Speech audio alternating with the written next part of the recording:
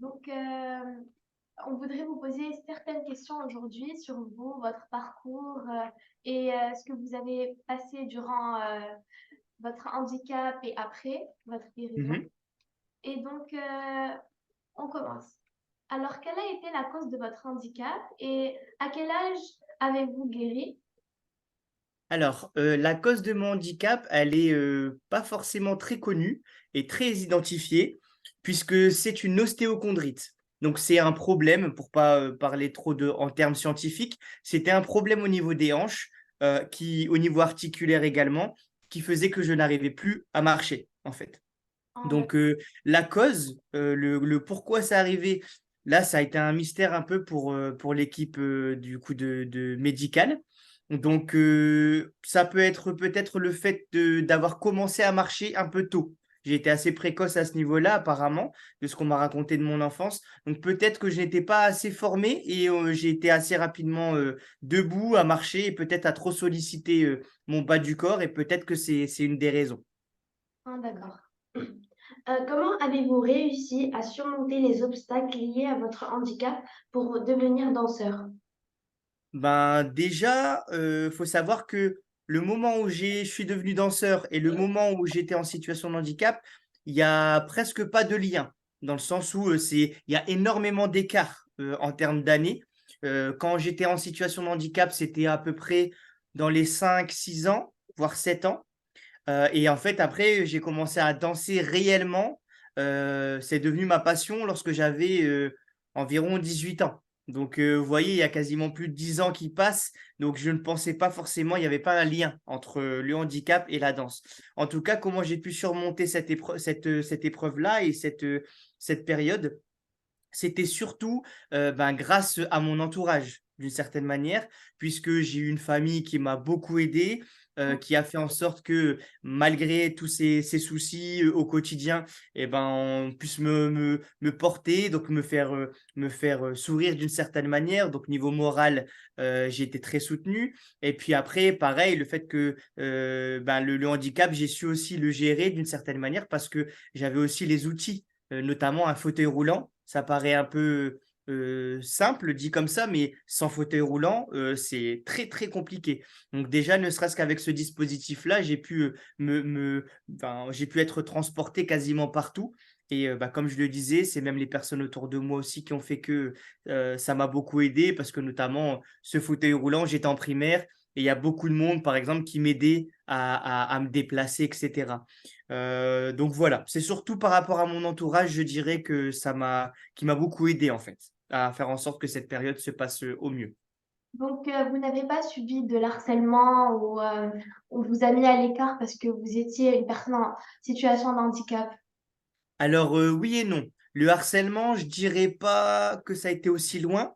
C'est-à-dire pas au point de parler de harcèlement, mais évidemment qu'on m'a embêté maintes et maintes fois, plein de fois, parce que j'étais en fauteuil roulant. En plus de ça, j'avais une particularité, bon, déjà en termes de handicap, mais en plus physiquement, moi j'avais en fait au niveau de mes jambes, elles étaient constamment écartées pour guérir, on va dire, du bassin et des hanches. Et j'avais une barre au milieu qui me les maintenait écartés.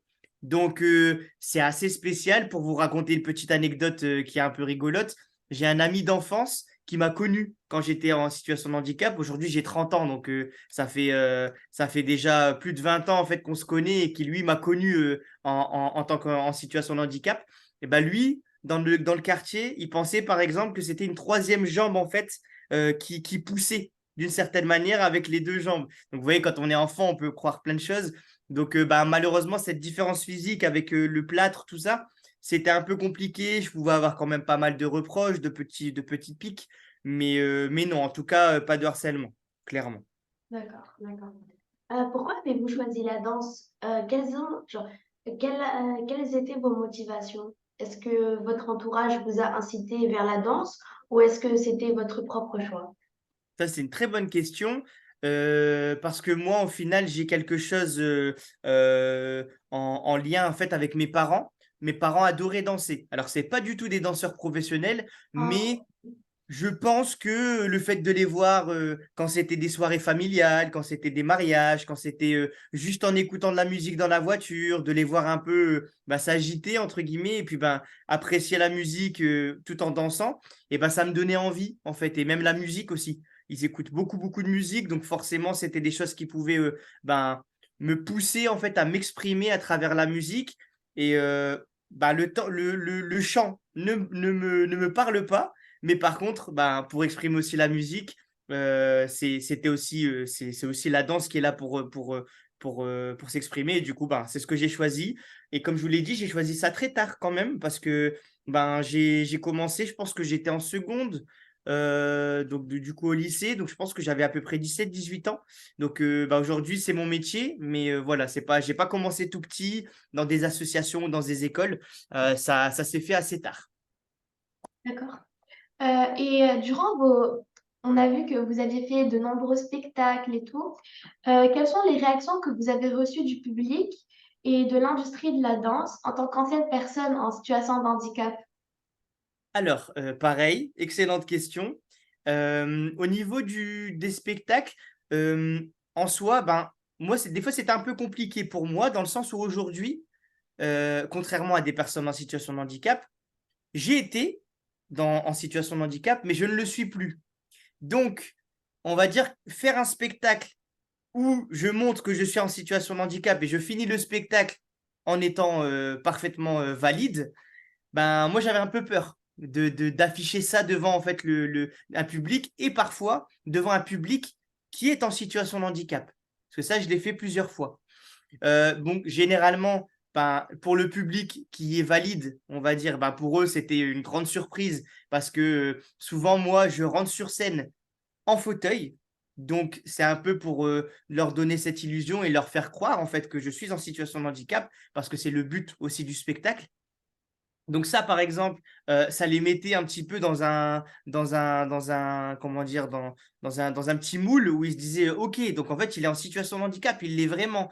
Et lorsque, bah, par exemple, je me lève du fauteuil pendant le spectacle, là, ils sont assez souvent abasourdis. Donc, il y en a beaucoup qui expliquent que c'est un choc pour eux lors de cette partie-là du spectacle. Mais après, pour aussi, je vais pas vous donner tous les retours non plus que j'ai eu, mais le plus important que j'ai eu et qui est assez répétitif, qui revient très souvent, c'est le fait que je véhicule de l'espoir à travers ce spectacle. Parce qu'en plus, il y a des personnes qui viennent en fait voir le spectacle, qui ne sont peut-être pas en situation de handicap, mais leur fils l'est, ou leur fille, ou une personne de leur famille, donc ils savent ce que c'est. Et du coup, c'est souvent ce que j'ai eu, en tout cas, de vraiment ce message d'espoir. D'accord. Comment la danse vous a-t-elle aidé à regagner confiance en vous-même après votre handicap? Ben, je vais être tout à fait honnête avec toi. Moi, au niveau du handicap, on va dire que j'ai regagné confiance en moi, même si c'est pas non plus quelque chose où j'excelle, même encore aujourd'hui. En fait, moi, c'est tout le chemin que j'ai eu, c'est-à-dire la rééducation, en fait, après le handicap. C'était un long chemin douloureux et vraiment long qui m'a fait en fait ben, remarcher parce que j'ai dû réapprendre totalement à marcher de A à Z.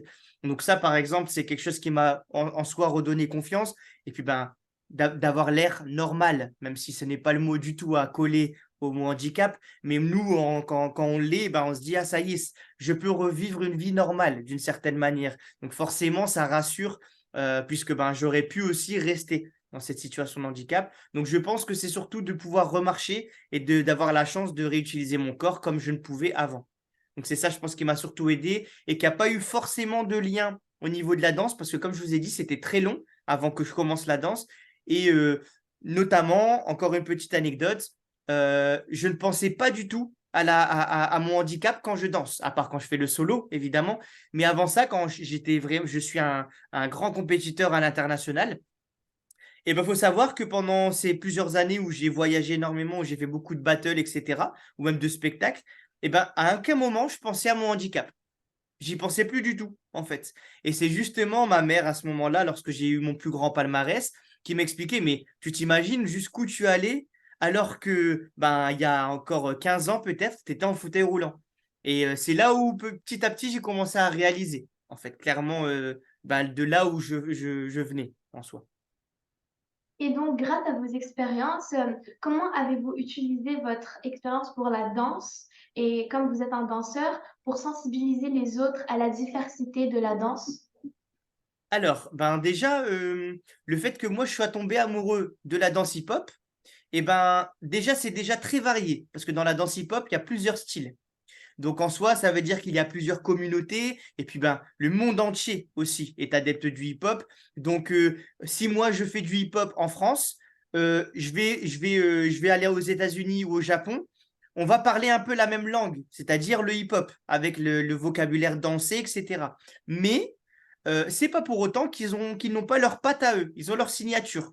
Vous voyez, c'est comme quand on parle une langue et puis qu'on a des accents ou qu'on utilise certains vocabulaires plutôt que d'autres. C'est la même chose avec la danse. Donc moi, ça m'a énormément inspiré pour essayer d'inspirer les autres, la jeunesse, comme des personnes de mon âge, voire des plus anciennes, qui ne seraient pas du tout, qui ne connaissent pas du tout la culture urbaine, donc le hip-hop. Donc je me suis beaucoup basé là-dessus, tout comme le fait que je fasse des ateliers, donc de la transmission dans des collèges, des lycées, des associations. En fait, j'utilise beaucoup le hip-hop comme moyen, on va dire, de médiation, c'est-à-dire que j'essaie de leur inculquer certaines valeurs, par exemple citoyennes, parce qu'il y a beaucoup de valeurs dans le hip-hop qui se rapprochent énormément. Donc voilà en tout cas ce qui m'a beaucoup inspiré. Parce que du coup, dans mes expériences professionnelles, forcément, c'était très souvent lié à la danse hip-hop. D'accord. Et du coup, combien de médailles avez-vous gagné? Et à peu près dans quel pays? Alors, on va dire que en termes de médailles, du coup, on va parler de coupe, même si Oui. j'ai totalement compris ce que tu m'as dit, il n'y a pas de souci. Euh, Honnêtement, j'ai pas compté, clairement, mais je pense À peu près. qu'on doit être dans les alentours d'une trentaine, je pense, de coupes, donc de titres. Il y en a beaucoup chez moi, donc dans mon environnement, là où je m'entraîne, avec les gens que je connais, etc. Mais évidemment, oui, comme tu l'as dit, il y en a à l'étranger également. Bon, beaucoup moins, hein, parce qu'à l'étranger, c'est beaucoup plus difficile. Et je tiens aussi à préciser que j'ai peut-être gagné une trentaine de battles, mais attention, j'en ai participé à au moins deux, voire trois fois plus. Donc, j'en ai perdu beaucoup, beaucoup, beaucoup aussi. Donc, du coup, par rapport à ça, au niveau des pays, il faut savoir que j'en ai alors gagné. Je sais que j'en ai gagné en Suisse, j'en ai gagné en Allemagne, j'en ai gagné en Belgique, j'en ai gagné au Maroc également. À l'étranger, après, je pense que j'en ai pas énormément gagné. Par contre, j'ai participé aussi à beaucoup de battles, donc notamment au Japon également, aux États-Unis. Donc voilà, j'ai fait quand même pas mal de pays. Je pense que je suis à 15 pays environ visités. D'accord. Donc, c'est bon, on a fini notre série de questions et Merci beaucoup. merci beaucoup. Donc, on Merci espère à vous. qu'un jour, on pourra vous voir en personne et que vous pourrez nous montrer une de vos danses. Et merci encore et au revoir. Au revoir, merci à vous.